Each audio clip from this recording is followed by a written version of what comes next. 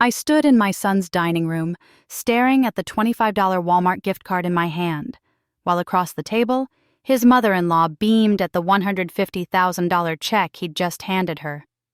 My 68th birthday, the day I'd looked forward to for weeks, the day that would change everything. "Mom, don't look at me like that," Terrence said, not even meeting my eyes. "Patricia needed help with her beach house renovation. You? You can get yourself some groceries or something. That's all you need anyway." Simone, my daughter-in-law, laughed. Actually, laughed. "Terrence is right, Dorothy. You're retired. You live in that tiny apartment. What would you even do with real money? At least my mother knows how to live well." Patricia Kingsley sat there in her designer suit, dripping in jewelry, smiling like she'd won the lottery. "Oh, Terrence.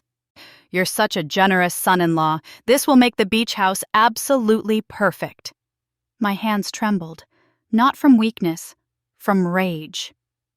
"I sacrificed everything for you," I whispered, my voice barely holding steady. "Everything." Terrence finally looked at me, and what I saw in his eyes broke something inside me. Contempt. Pure contempt. "Sacrificed? Please, Mom. You did what any parent is supposed to do. You fed me, clothed me, sent me to school. That's called being a parent, not being a hero." He stood up, straightening his expensive suit. "The truth is, you're a burden now, a retired civil servant with a pension barely covering your rent. Patricia? She's successful, she's built something, she deserves to be celebrated. And you deserve scraps," Simone added, her voice sharp as glass. "That gift card is more than generous for someone who contributes nothing to this family." I looked around the table. My grandchildren, 8-year-old Zion and 6-year-old Amara, sat quietly, confusion in their innocent eyes. They didn't understand why Grandma Dorothy was being treated like this, why their father was being so cruel. The birthday cake sat untouched, the candles unlit. Nobody was going to sing for me. Nobody cared. I placed the gift card on the table with a soft click. "You think you know me," I said quietly. "You have no idea who I am." Before we continue, please drop a comment if you've ever experienced something like this. We'd love to hear your story, and subscribe to the channel to help us grow. Let me take you back to the beginning, so you understand exactly what led to this moment. So you understand why what comes next is not just revenge, it's justice. I grew up in a 2-bedroom house in South Memphis with 5 siblings, sleeping 3 to a bed, wearing hand-me-downs that had been handed down so many times the fabric was thin as paper. My mama cleaned houses for white families on the other side of town. My daddy worked the night shift at the factory until the day it killed him. Heart attack at 52, right there on the factory floor. I was 17. Mama looked at me that day at his funeral and said, "Dorothy, baby, you're smart. You're the smartest of all my children. You're going to do something with your life. You're going to be somebody." So I worked. Lord, how I worked. I got my degree from Memphis State, worked 2 jobs to pay for it, graduated with honors. In 1978, I became a civil servant, a clerk at the county records office. Wasn't glamorous, the pay wasn't great, but it was stable, honest work with benefits and a pension. Then I met Raymond Harper. Raymond was handsome, charming, full of dreams about the business he was going to start, the life we were going to build. We got married in 1982. Small ceremony at Greater Hope Baptist Church, reception in the fellowship hall with my mama's potato salad and my aunt's red velvet cake. Terrence was born in 1985. The joy of my life. Raymond left when Terrence was 3 years old. Just up and left. Said he'd found someone else, someone who understood his ambitions. I never saw a dime of child support, never got a birthday card for Terrence, nothing. So I raised my son alone. I worked my job at the county office during the day. At night, I braided hair in my kitchen for the women in the neighborhood, $20 a head, sometimes working until 2 in the morning. On weekends, I cleaned houses, just like my mama had done, And every spare moment, I studied. I learned about money, about investing, about how to turn pennies into dollars and dollars into something more. Because I knew that government pension wasn't going to be enough. I knew I had to build something for Terrence and me. Nobody knew about my side money. Nobody knew that every tax refund, every extra dollar, every tip from those braiding sessions went straight into investments. I bought my first rental property in 1992, a duplex in Fraser that nobody else wanted. Fixed it up myself, YouTube videos before there was YouTube, just books from the library and determination. Rented it out. Bought another property in 1997, then another. I invested in index funds when everybody said black folks didn't do that kind of thing.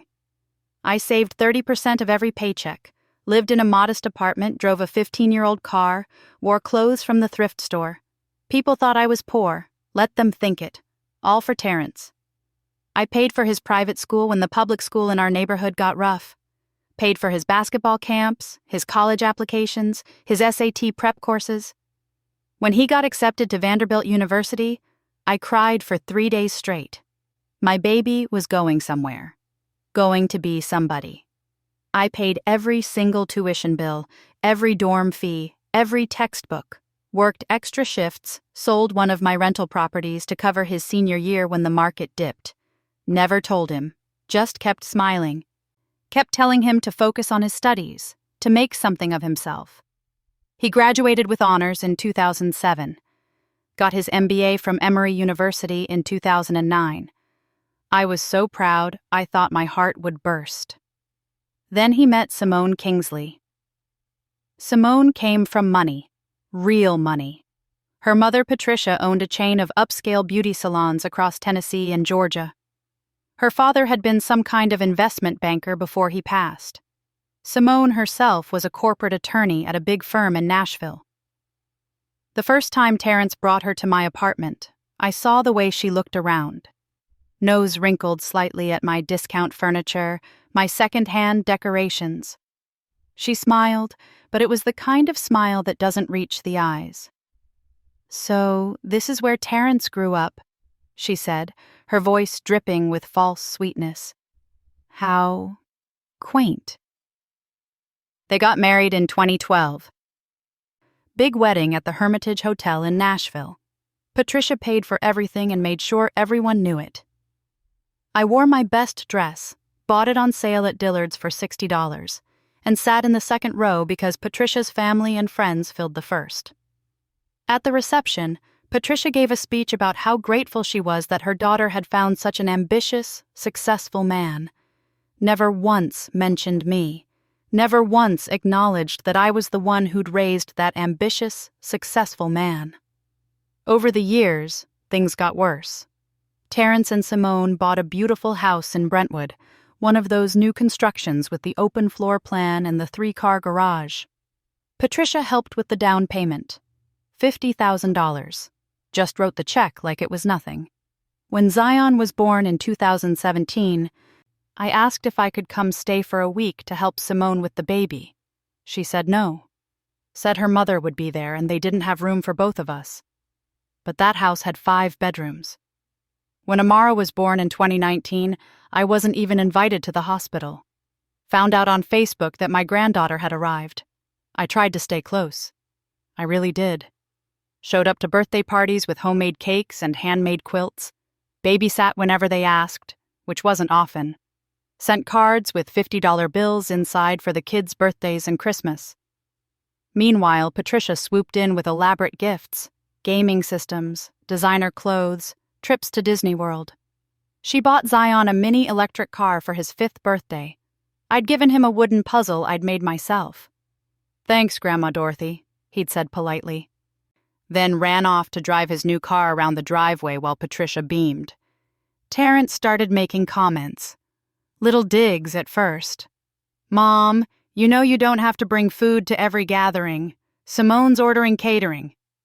"Mom, we appreciate the offer to babysit, but Patricia already said she'd take the kids this weekend.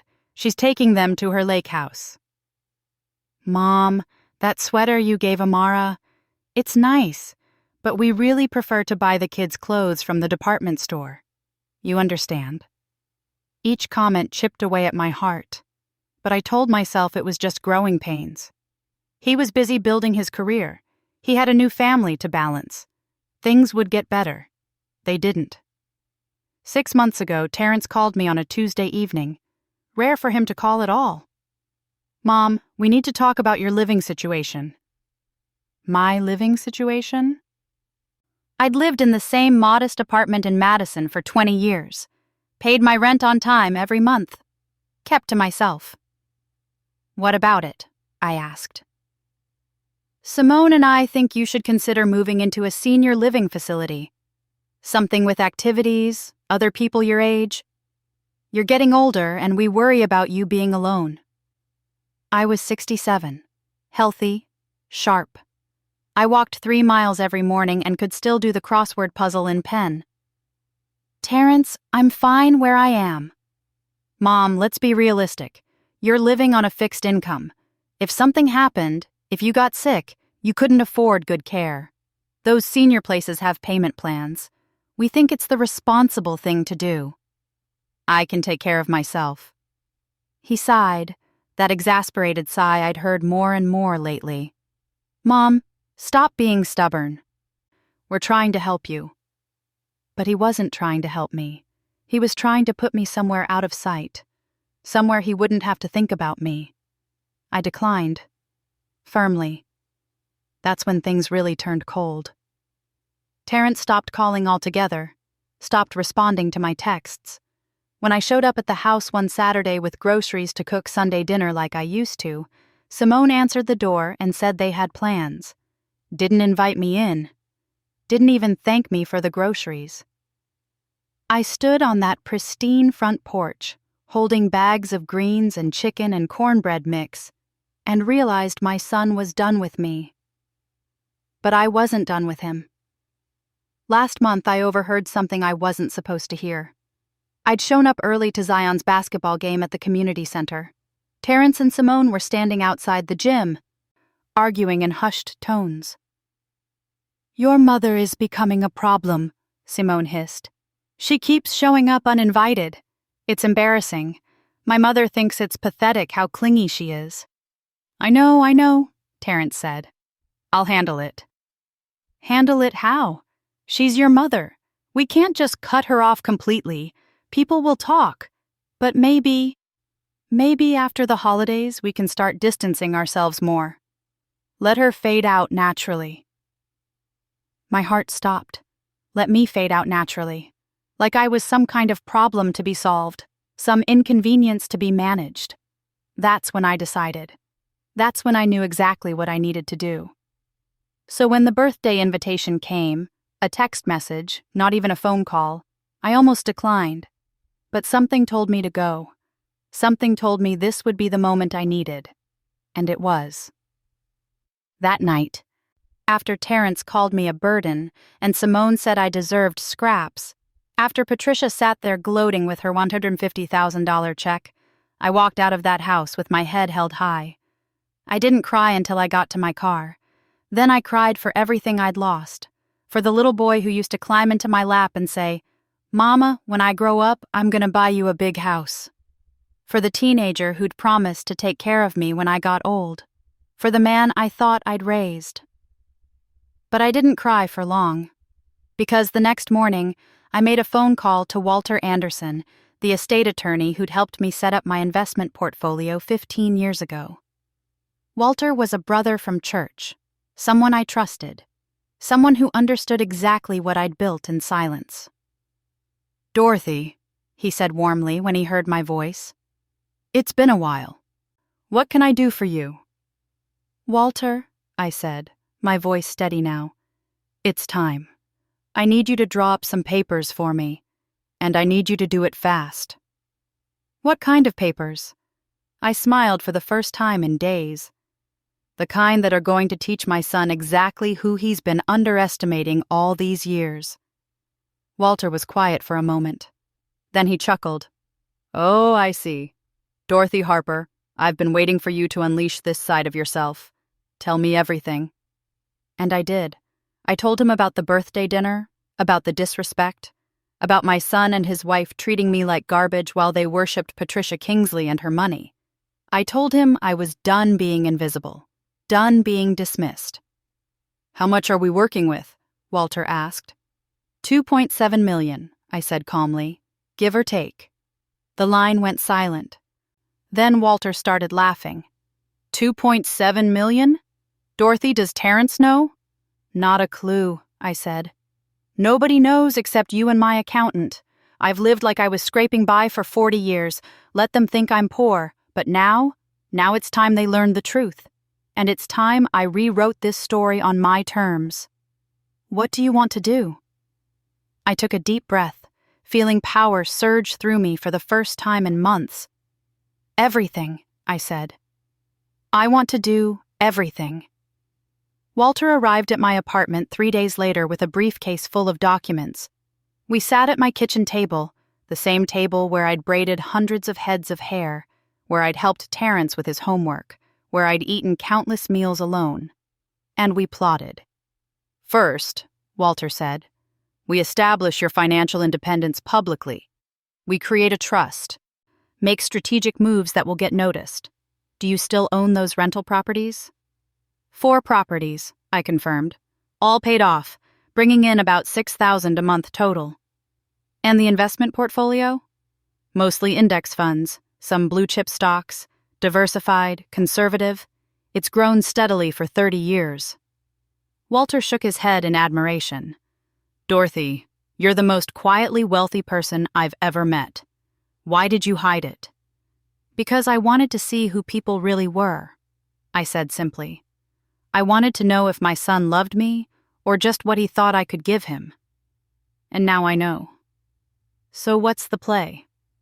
I leaned forward, my hands clasped together. I want them to find out who I really am, but not from me. I want them to discover it in the most public, most humiliating way possible. And then I paused, feeling the weight of what I was about to say. Then I want to make sure they never benefit from a single penny of what I've built. Walter pulled out a legal pad and started writing. Will revision? Complete revision. Terrence is out. Every asset goes to charity and my grandchildren, but in a trust they can't access until they're 30. Managed by you, not their parents. They're going to fight this? Let them fight. I have documentation of everything, every sacrifice, every dollar I gave, every time I was dismissed and disrespected. If they want to challenge me in court, I'll bury them in evidence. Walter grinned. I love it when nice people finally decide to stop being nice. What else? I want to disappear, I said. Not forever, but long enough for them to realize what they've lost. I'm moving. Going somewhere they can't find me. Let them wonder. Let them worry. Let them feel what it's like when someone you take for granted just vanishes. Where will you go? I have a sister in Atlanta, Vivian. We've always been close. She's been begging me to move down there for years. I'll stay with her while I find a place. Maybe a nice condo. Something I actually enjoy. Walter made notes. This is going to create waves, Dorothy. Big waves. Good, I said. I've been drowning in silence for too long. It's time for a tsunami. Over the next 2 weeks, Walter and I executed the plan with precision. We revised my will, created an irrevocable trust for my grandchildren, and began the process of transferring assets. I contacted a real estate agent in Atlanta and started looking at condos. Nice ones, the kind with doormen and city views. I also did something else, something that would serve as the opening shot in this war. I made a donation, a big donation, to the Nashville Mission, a homeless shelter where I'd volunteered for years. $50,000, in my name, with a public press release. Local woman makes generous donation to combat homelessness, read the headline in the Nashville scene. My photo was right there. Dorothy Harper, retired civil servant, making a massive charitable contribution. The article mentioned my years of service, my commitment to community, and noted that the donation was one of the largest the mission had received from an individual donor that year. I knew Terrence would see it. Someone from his circle would send it to him. And he would have questions. So many questions. I was sitting in my apartment, boxing up books, when my phone rang. "Terrence, right on schedule." "Mom," he said, his voice tight. "I need to talk to you." "I'm busy, Terrence." "Mom, I saw the article. The donation. $50,000? Where did you get that kind of money?" I smiled at the wall. "I worked for it." "Worked for it? Mom, you're a retired civil servant. Your pension is like $25,000 a year. How could you possibly afford to give away $50,000? Did you take out a loan? Because if you did, that's incredibly irresponsible." "I didn't take out a loan." "Then where did it come from?" "Terrence, I've been trying to talk to you for months. You haven't wanted to hear from me. Now suddenly you're interested in my finances?" "Mom, this is serious. If you're being scammed or if you've gotten into some financial trouble..." "I'm not being scammed. I'm not in trouble, I'm finally doing what I want with my own money." "Your money? What money?" I let the question hang in the air, let him squirm. "I have to go, Terrence. I have movers coming." "Movers? What are you talking about?" "I'm moving. Didn't I mention it?" "Moving where?" "That's none of your concern. You made it clear I'm not part of your family anymore. So I'm starting my own life. A better one." "Mom, wait." I hung up. 3 days later, the movers came.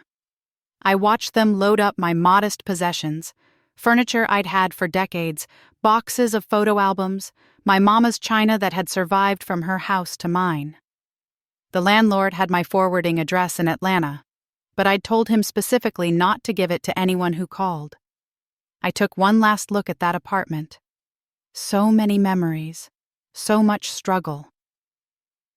So much love poured into raising a son who ultimately didn't value me, but I wasn't that woman anymore. I was Dorothy Harper, and I was worth $2.7 million.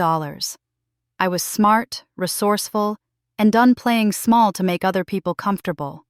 I got in my car, not the old beater I'd been driving, but the certified pre-owned Lexus I'd bought the day after the birthday dinner, and I drove toward my new life. My phone buzzed constantly. Texts from Terrence, calls from Simone, even a voicemail from Patricia Kingsley asking if I was okay and saying they were concerned about my mental state. My mental state had never been clearer. I arrived in Atlanta on a Friday evening. Vivian met me at her door with tears in her eyes and her arms wide open. "Baby sister," she said, pulling me into a hug. "It's about damn time you came home." Her house was beautiful. A 3-bedroom ranch in Cascade Heights, decorated with African art and family photos. She'd done well for herself, my sister. Retired teacher, widowed but happy, surrounded by church friends and grandchildren. "Tell me everything," she said as we sat on her porch with sweet tea and peach cobbler. So I did. I told her about Terrence, about the birthday dinner, about the plan. Vivian listened, her face shifting from sympathy to anger to something like pride. "Dorothy Harper, you have always been the strongest woman I know," she said when I finished. "But you've been hiding that strength under a bushel basket. It's time to let it shine, you hear me?" "I hear you." "And this boy of yours? He needs to learn. He needs to understand that you don't disrespect your mama, not ever. Not for some uppity woman and her uppity mama with more money than sense." I laughed. It felt good to laugh.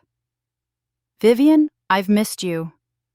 "Well, you're here now, and we're going to make this work. First thing Monday, we're going to find you the perfect place. Something with a view.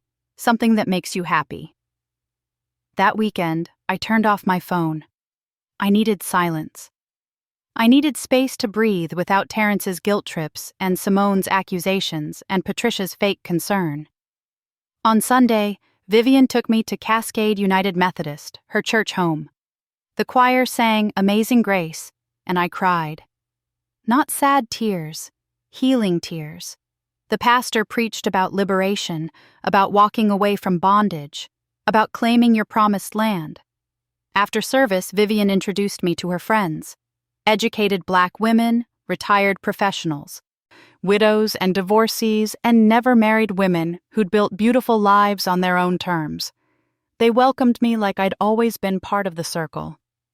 "You're going to love it here," one woman named Francine said. "Atlanta is where Black women come to thrive." I believed her. On Monday morning, I turned my phone back on. 53 missed calls. 37 text messages, 6 voicemails, all from Terrence and Simone. The messages escalated from confused, "Mom, where are you?" to angry, "You can't just disappear without telling us," to threatening, "If you don't call us back, we're filing a missing person report." There was also one message from a number I didn't recognize. I listened to the voicemail, and my blood ran cold. "Mrs. Harper, this is Patricia Kingsley. I think we need to have a conversation about your recent behavior. You're clearly going through something, and as Terrence's family, we're concerned. I have connections with some wonderful senior living facilities that specialize in memory care. I'd be happy to help arrange an evaluation. Please call me back." Memory care. She was trying to say I was losing my mind, trying to paint me as incompetent. Oh, Patricia Kingsley had no idea what she'd just started. I called Walter. "Dorothy, how's Atlanta treating you?" "Patricia Kingsley just left me a voicemail suggesting I need memory care. She's trying to make me look incompetent." Walter's tone shifted immediately. "That's a serious accusation. But it also works in our favor. Any attempt to have you declared incompetent will require evaluation. And when those doctors find a 78-year-old woman, 68-year-old woman with full mental faculties and nearly $3 million in assets she's managed herself, it's going to blow up in their faces spectacularly. What do I do? Nothing yet. Let them make the next move. Let them show their hand. Meanwhile, I'm almost done with the trust documents. Another week and everything will be ironclad. They won't be able to touch a penny." "Good. Dorothy, are you ready for what's coming? Because once they find out the truth about your finances, it's going to get ugly." I looked out Vivian's window at the bright Atlanta sunshine. "Walter, I've been through ugly before. I raised a child alone while working 3 jobs. I survived poverty, racism, betrayal, and heartbreak. What's coming? I'm more than ready." That evening, I composed a single text message and sent it to Terrence. "I'm fine. I'm safe. I'm living my life. Do not contact me again unless you're ready to apologize. And I mean a real apology, on your knees with tears acknowledging every single way you've disrespected me. Until then, consider me gone." I blocked his number, blocked Simone's number, blocked Patricia's number. Then I poured myself a glass of wine and sat on Vivian's porch, watching the sunset paint the sky gold and purple. My phone buzzed. A call from an unknown number. I almost didn't answer, but something made me pick up. "Dorothy Harper?" "Yes?"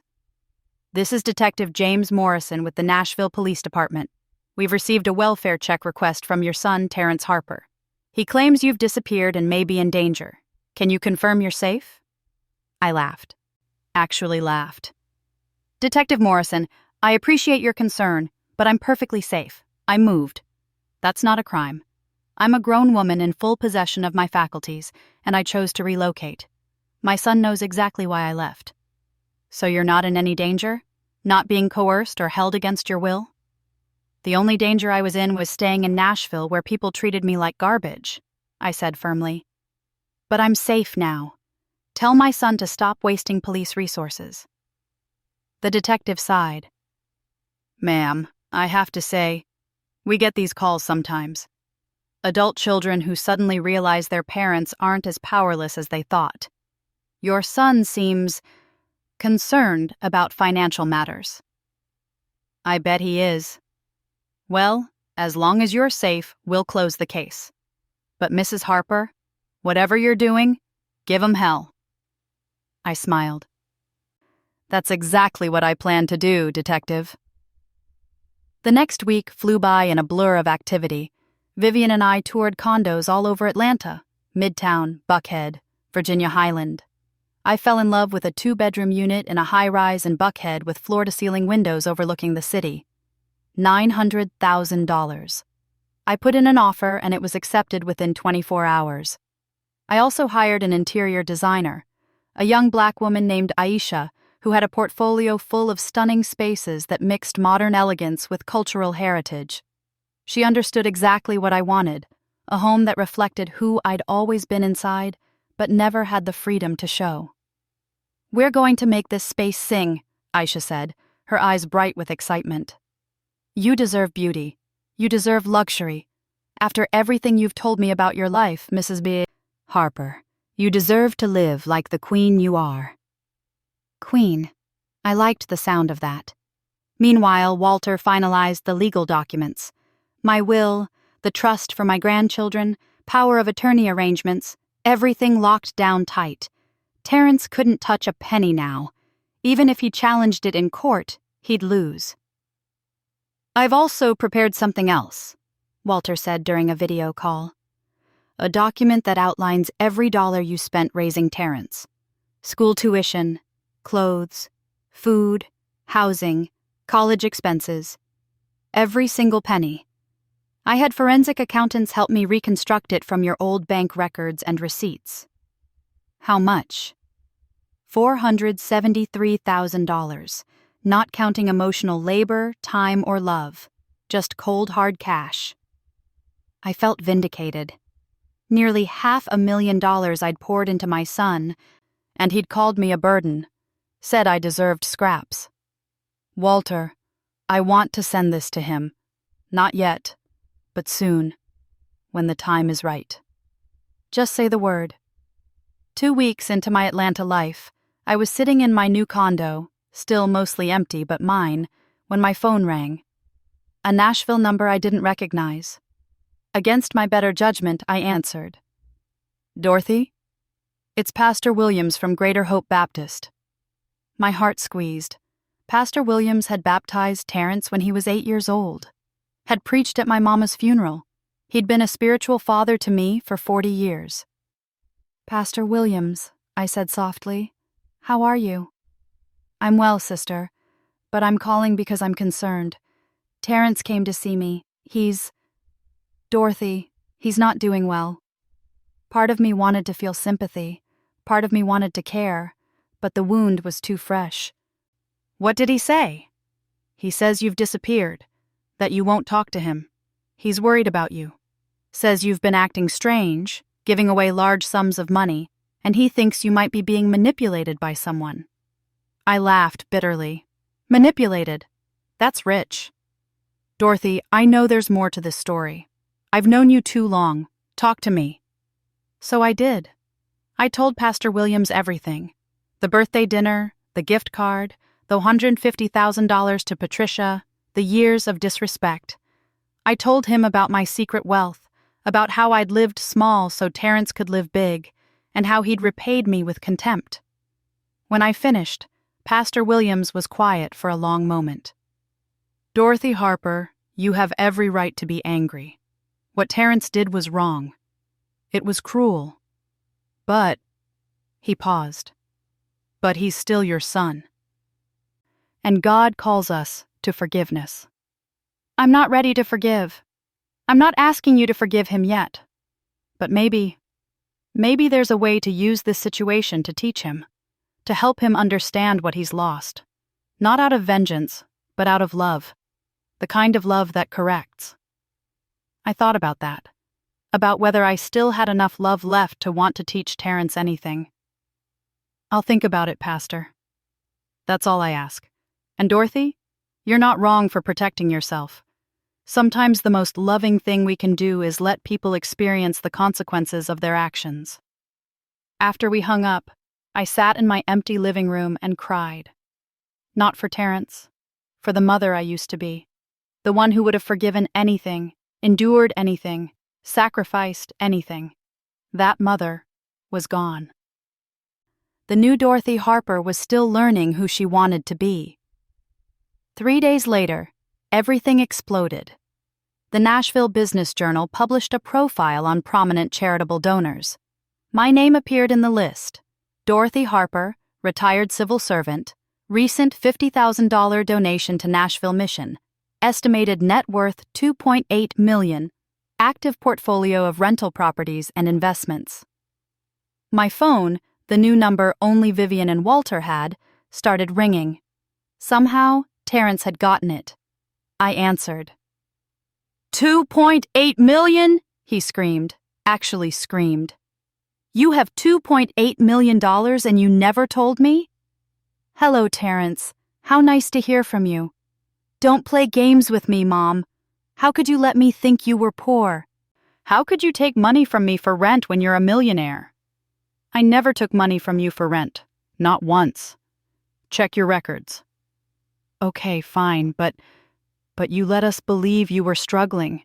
You let Simone and Patricia treat you like what, Terrence? Like I was poor? Like I was worthless? Like I deserved scraps? My voice was cold as ice. I let you show me exactly who you are. And you did. Spectacularly. This is insane. You're my mother. That money should what? Should belong to you? Should be your inheritance? I laughed. Terrence, baby, you gave Patricia Kingsley $150,000 for a beach house renovation.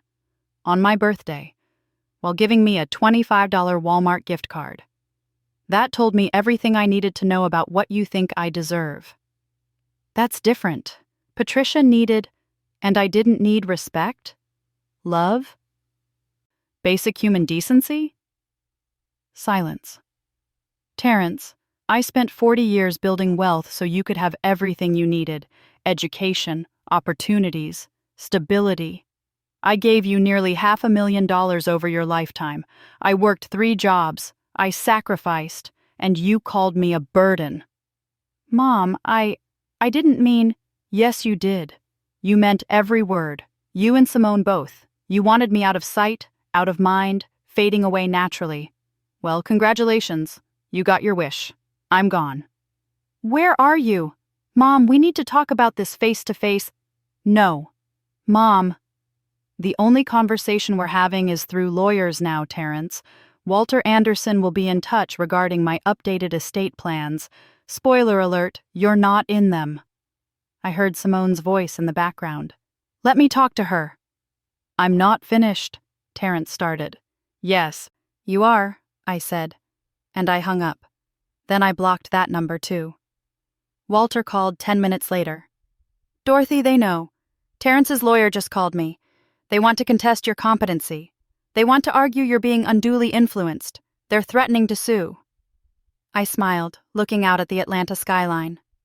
Let them try, I said. Let them come at me with everything they've got, because I've got something they don't have. What's that? The truth. Documentation. Decades of receipts.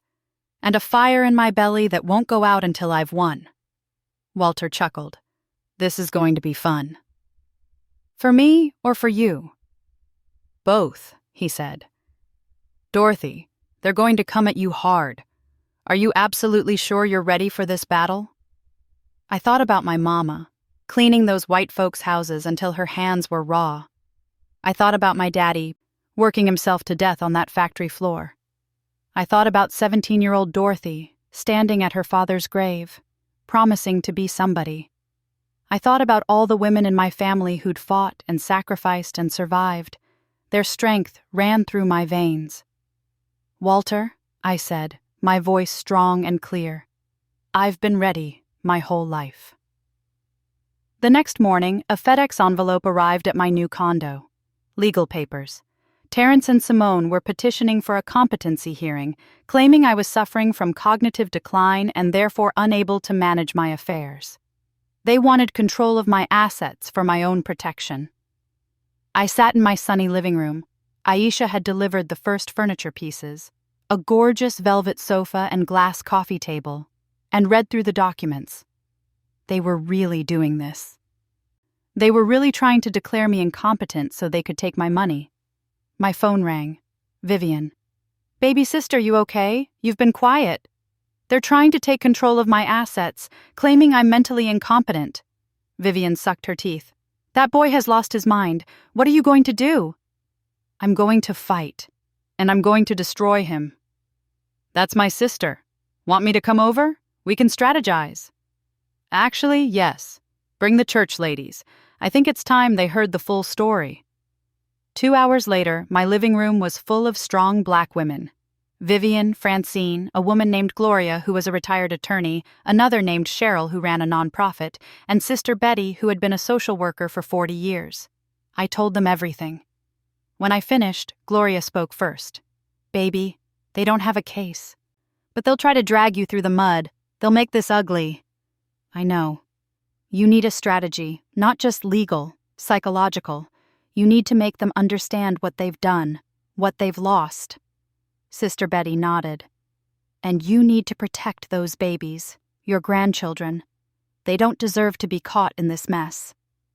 That's why I created the trust. They'll have everything they need when they're old enough. Their parents can't touch it." Francine leaned forward. "Dorothy, what do you want out of this? Really? Is it revenge, justice, teaching a lesson? You need to be clear about your goal." I thought about that question. What did I want? "I want my dignity back," I said finally. "I want Terrence to understand what he's done. I want him to feel the weight of his disrespect. And I want to make sure my grandchildren know their grandmother wasn't a burden, that I was a strong woman who built something from nothing." Gloria smiled. "Then that's what we'll do. We'll help you fight this battle. But Dorothy, and I need you to hear me, you also need to prepare for the possibility that Terrence might not ever apologize. He might not ever understand." "I know," I whispered. "I know." "And if that happens, you need to be okay with it. You need to be okay walking away permanently." "Am I a bad mother if I do that?" Sister Betty reached over and squeezed my hand. "Baby, you were a good mother. You did everything right. But you can't save someone who doesn't want to be saved. You can't force someone to value you. All you can do is value yourself." That night, alone in my condo, I wrote a letter. Not to Terrence, to myself. "Dear Dorothy," I wrote, "you are enough. You always were. You didn't fail as a mother. You raised a boy who made his own choices. You loved him. You sacrificed. You gave everything. That was enough. You are enough. And now it's time to live for yourself, to claim the life you built, to walk in the wealth you created, to stand in your power. You are free. Finally, blessedly, free." I folded the letter and put it in my nightstand drawer. A reminder for the hard days ahead. The court date was set for 6 weeks out. Nashville, Tennessee. I'd have to go back. But this time, I'd go back as the real Dorothy Harper. Not the poor, humble woman they thought they knew, but the millionaire who'd outsmarted them all. As I fell asleep that night, I thought about what was coming. The courtroom drama, the accusations, the lawyers, the battle. And I smiled, because they had no idea what they were walking into, and I couldn't wait to show them. Thanks for listening. Don't forget to subscribe and feel free to share your story in the comments. Your voice matters.